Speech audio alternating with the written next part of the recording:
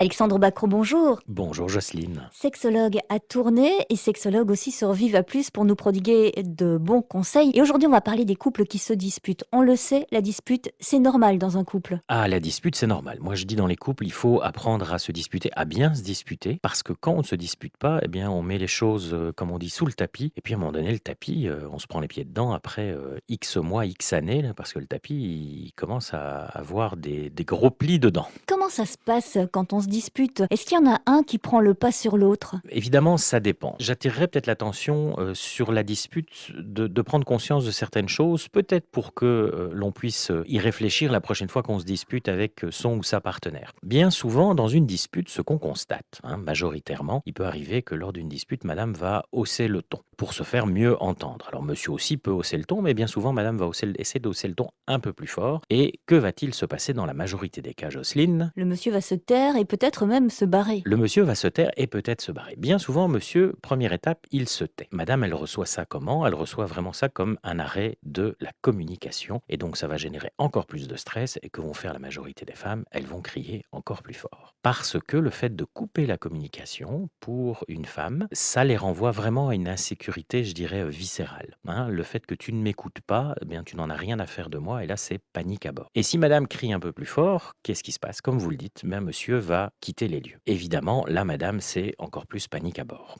Alors, ce que j'essaye d'expliquer, c'est, mesdames, prenez conscience que quand monsieur arrête de parler, quand monsieur coupe la communication, ça ne veut pas dire qu'il n'en a rien à faire de ce que vous venez de lui dire. Monsieur coupe la communication probablement pourquoi? Parce qu'il vient de recevoir un paquet émotionnel qu'il n'est pas capable de gérer. Il n'est pas habitué à ça. Et donc, monsieur, à un moment donné, face à ce paquet, d'abord, il se tait, et puis s'il en reçoit encore, là, il doit quitter les lieux. Il doit quitter les lieux pourquoi? Pour pouvoir un peu réfléchir et digérer. Donc, très important, mesdames, quand monsieur se tait, ça ne veut pas dire qu'il en a rien à faire. Et aussi, attention, mesdames, quand monsieur vous dit, enfin, quand il vous dit plus rien du tout puisqu'il part, s'il vous plaît, évitez de le suivre dans sa grotte. Parce que certaines femmes, parfois, vont avoir tendance à le suivre et à continuer à vouloir avoir des explications ou des réponses. Et là, bien souvent, monsieur va dire arrête, arrête, arrête. Et je pense qu'il est important pour les femmes de respecter cet arrête-là, comme les hommes, je crois, doivent aussi respecter le non d'une femme. Voilà, je crois, à même niveau. Et ça se passe toujours selon cette formule.